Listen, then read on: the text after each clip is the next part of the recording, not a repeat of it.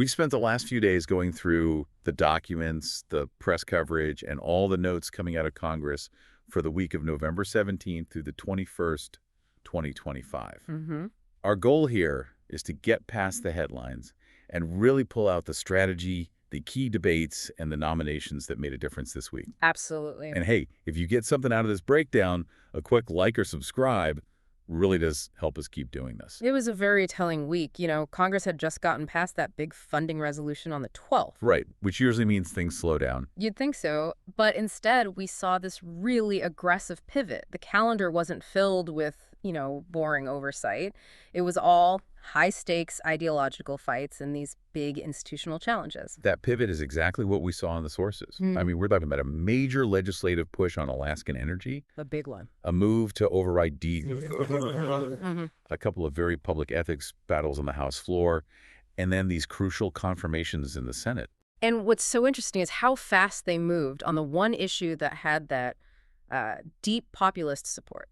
Compared to everything else. Exactly. It was just night and day. It really shows you where the political lines are drawn right now. Okay, so let's start right there with that rare moment of consensus. The speed with which Congress handled the Epstein Files Transparency Act, that's House Resolution 4405, it was not the usual pace for Washington. Not at all. And this bill, it requires the Attorney General to release every single document, every record the Department of Justice has related to Jeffrey Epstein. And it wasn't just fast, it was strategic. Completely. When the House brought House Resolution 4405 to the floor on the 18th, they did it under what's called a suspension of the rules. Which needs a 2/3 majority. That's a high bar. A very high bar, but the vote was just overwhelming. 427 in favor to only 1 against. And that procedural move let them just bypass all the committee delays. It did. It forced every member to go on the record publicly on a really sensitive transparency issue. So was this genuine bipartisan agreement? Or was it just that nobody could afford to be seen voting against this? I think it's the second one. I mean, the proof is that the Senate passed it by unanimous consent the very next day. The 19th. And President Trump signed it into law that same day. That kind of speed, from House passage to a presidential signature in under 24 hours, is almost unheard of. It just shows how politically toxic this subject is. But that unity, it just evaporated the second the House turned to its own internal ethics. It was gone instantly. The floor just became a political battlefield, starting with the failed attempt to censure Delegate Stacey Plaskett. That's right. The resolution, House Resolution 888, was based on some revealed texts alleging a proximity to Epstein, and the goal was to censure her. Which would have stripped her of her Intelligence Committee seat. Exactly. But it failed. The vote was close, 209 to 214. That narrow margin, it tells a story about party discipline, doesn't it? The sources point out a few Republicans actually voted against it.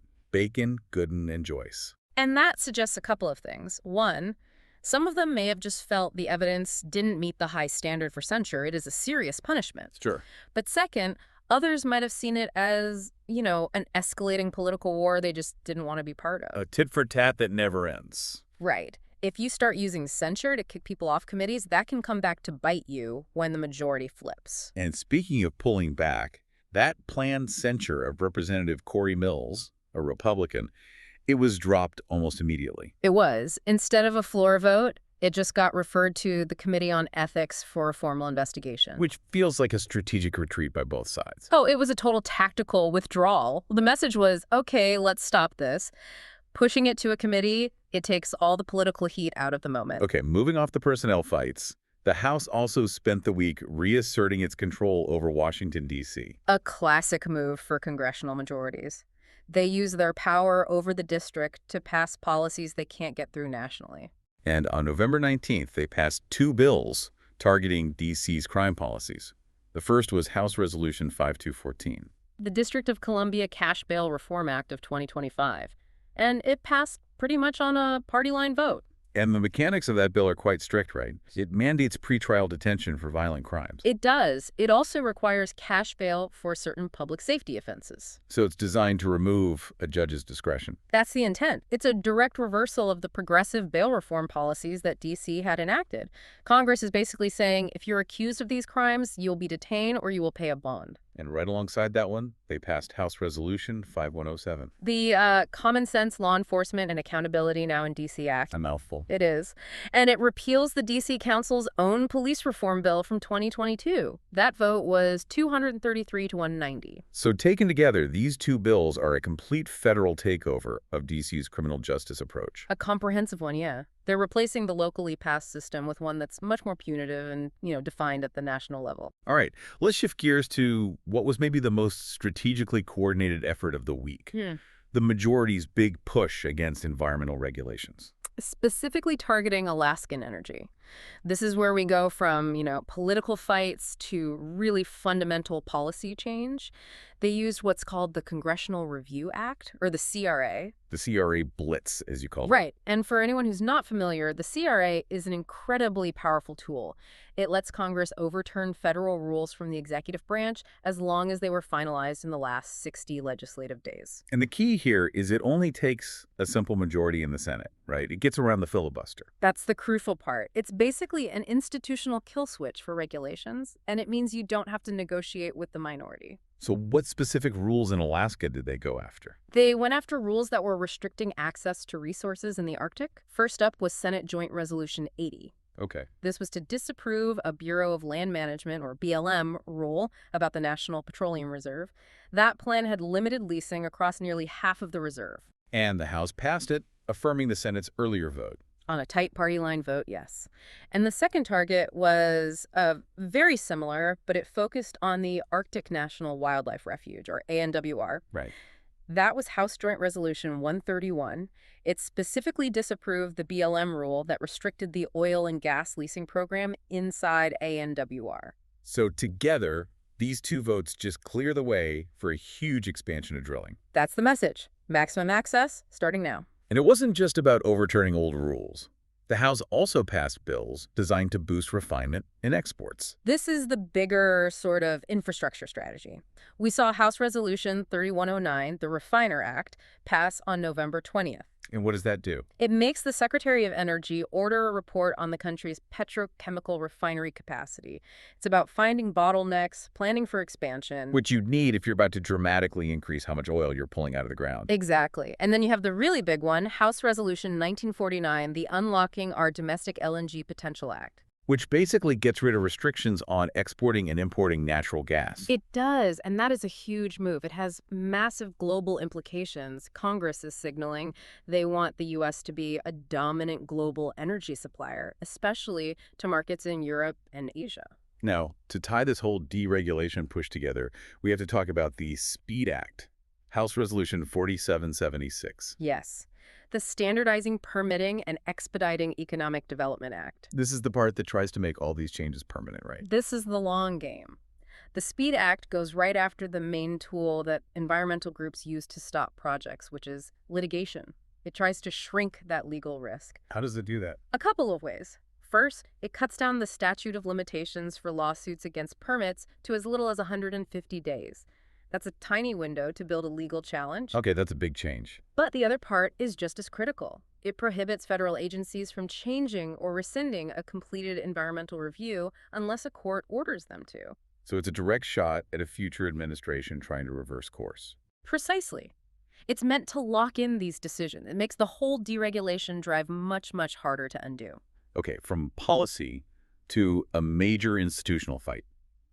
We need to break down this clash between the House and Senate over the Arctic frost provision. Right. This is a story of legislative self-interest running headlong into really bad public optics. And it started when Senate leadership put a provision into that big funding bill. A very complex provision. It let members of Congress sue the federal government, specifically the Department of Justice, for $500,000 per violation if their phone records were seized without them being notified. And this is a clear response to the January 6th investigation subpoenas. Absolutely. And they made it retroactive to 2022.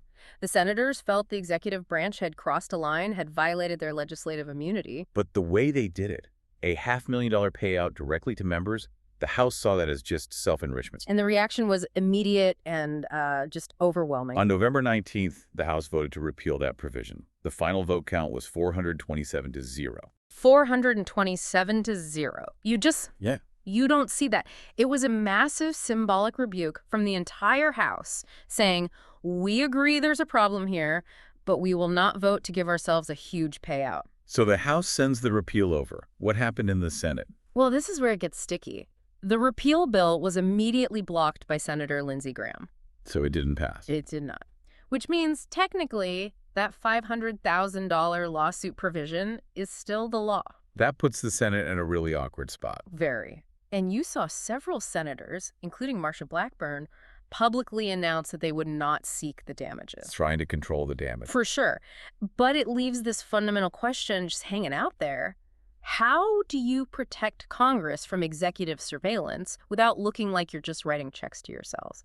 That fight is far from over. All right, finally, let's get to the personnel moves in the Senate this week, because they really shape how policy gets done.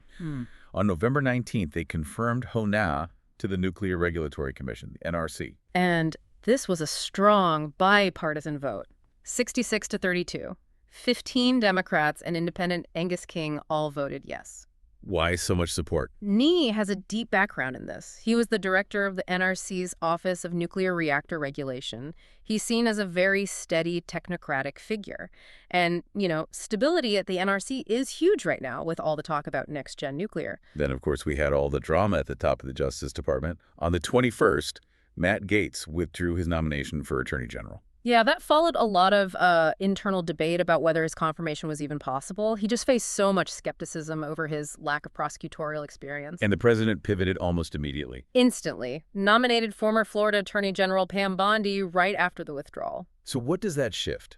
From Gaetz to Bondi, tell us about what the administration wants for the DOJ. It signals a tactical shift. They want a successful confirmation, and they want it quickly.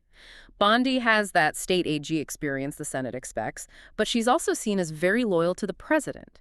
It's an attempt to smooth the path and avoid a big, ugly confirmation fight. And beyond those big names, the committees were busy teeing up future votes. They were. The Senate Banking Committee approved a slate of nominees for Ginnie Mae, for HUD, the Mint, and Travis Hill to be the FDIC chairperson. And the Foreign Relations Committee was busy, too. Also on the 20th, yes, they approved nominees for ambassador to Bangladesh, to Spain, to South Africa, and also an assistant secretary of state. The Senate is clearly making it a priority to get the administration's team in place. So to sum up the week, you have these two really powerful opposing forces. On one hand, this moment of forced transparency with the Epstein files. House Resolution 4405. And on the other, this intense institutional fight highlighted by that 427-0 rejection of the Senate's data seizure provision. And all the while, underneath that, the House was just methodically pushing forward this sweeping deregulation strategy. Using the Congressional Review Act and that Anti-Litigation Speed Act. And that's really the core of it. The path is now set for maximum resource extraction with minimum review. And with key people like Honia confirmed at the NRC, it raises a really crucial question for you, the listener. Okay. If Congress has successfully used the CRA and is pushing legislation to stop future agencies from reversing these environmental decisions, how much power will a future administration really have to pivot back? Especially when key regulatory jobs are being filled by these stable, long-term appointees. The long game of deregulation might already be locked in. That's an excellent point, and it really does set the stage for the rest of the year. Thank you for walking us through all of this. We will be back soon with more of the critical analysis you need to stay informed.